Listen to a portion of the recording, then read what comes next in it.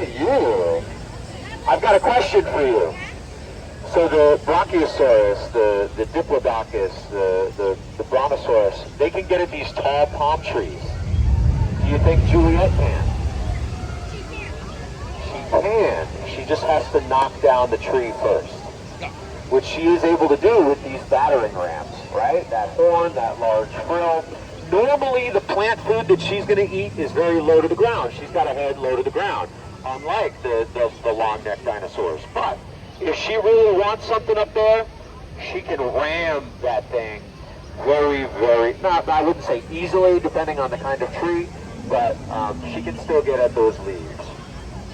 Good question. I got another question for you. So she's a herbivore.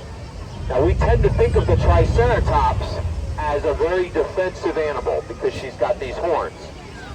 But there's another use for them. Specifically that nasal horn.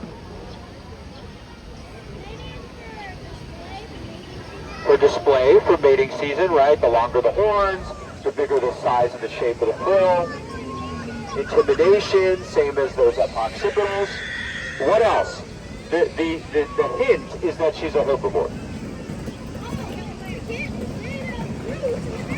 To get rid of roots in the ground, she uses it as a shovel. She digs up roots with this nasal horn, and she is able to eat it a lot easier with that large beak. Now she's got small teeth, very unlike the velociraptors and T-Rexes you'll see in Predator's Cove. There's another interesting thing about her nasal horn. You guys have seen these kinds of horns throughout your life. What kind of animals have these kinds of horns? A bull. A bull. Here, come up here. I want to do another exercise. What's your name? Aiden. Aiden. This is Juliet. Say hi. Yeah!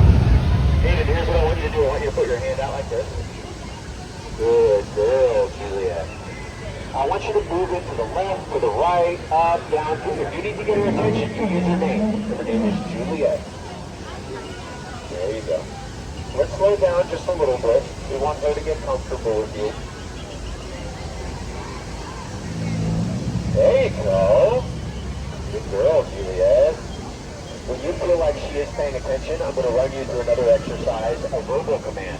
So we've been doing a lot of physicalizations with her. What I want you to do is open your hand, a physical gesture, and I want you to tell her to speak.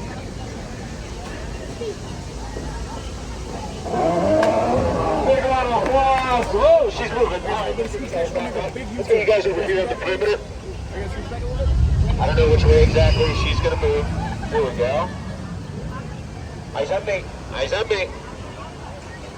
Good girl. Fantastic job, ladies and gentlemen. Give yourselves a big round of applause.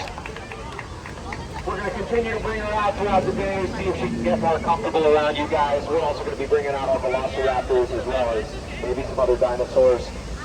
Don't stray too far. If you want, we're going to see if we can make her sing. You guys can follow us back down to the paddock.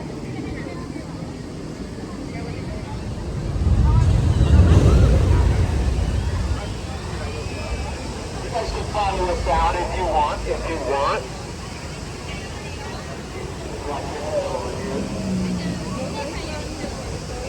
Standing over one specifically and do that youngest friend.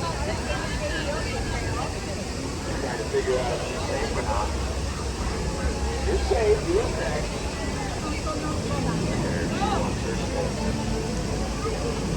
Ladies and gentlemen, thank you for spending your day with Juliet, our Triceratops. It was